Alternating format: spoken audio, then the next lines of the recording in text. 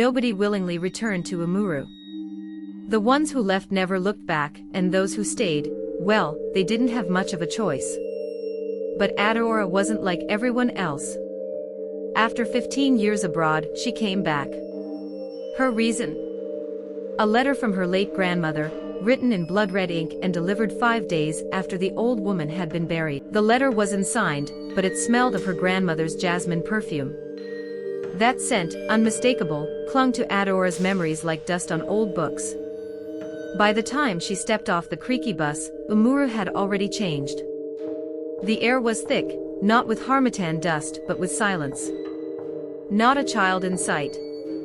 Doors creaked on their hinges, and windows watched like eyes. The streets whispered. The house stood the same. Brown clay walls, black wooden shutters, and the ancient iroko tree behind it, swaying when there was no wind.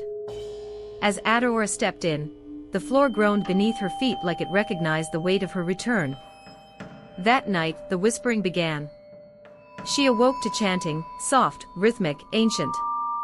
Not from outside, but under the floor. Adora crawled to the living room, where an old trapdoor had once been nailed shut. Now, it was open, barely. Inside the opening, not darkness, eyes. Dozens of eyes looking up at her. Then, voices. Adora fell back, heart pounding, until a sudden voice, sharp and familiar, cut through the air. Close it. Now. It was Mom Nkechi, the town's herbalist. Wrinkled, tall, eyes white with blindness, but her presence immense. You shouldn't have come back, Adora. Your grandmother kept them down there with her blood. Now she's gone, and they're hungry. Legend had it that Umuru was built on sacred ground, land that once belonged to spirits, not men. When the first settlers came, they struck a deal. Blood for safety. Sacrifice for prosperity. But the deal broke the day Adora's grandmother refused to offer a life. Instead, she offered her own, bit by bit, year after year. Blood in the stew. Blood in the soil. Blood in the bathwater. Enough to lull the spirits into sleep. Now she was dead. And they were waking. Mama Nkechi handed Adora a talisman carved with ancient sigils. Only way to survive is to leave. But first, close the gate below the house. Seal it with fire and salt and memory. What memory? Adora asked. The one you buried. The one that brought you back. Adora froze. The memory she had buried deep, the night her twin brother disappeared in the woods behind the house. Everyone said he had drowned. But she remembered now, the chanting. The circle of villagers. Her grandmother, holding a knife. And her brother, screaming. He wasn't dead. He was below. That night, Adora returned to the trapdoor. Armed with salt, kerosene, a lighter, and the talisman. She climbed down slowly, each step deeper into earth, into heat, into madness.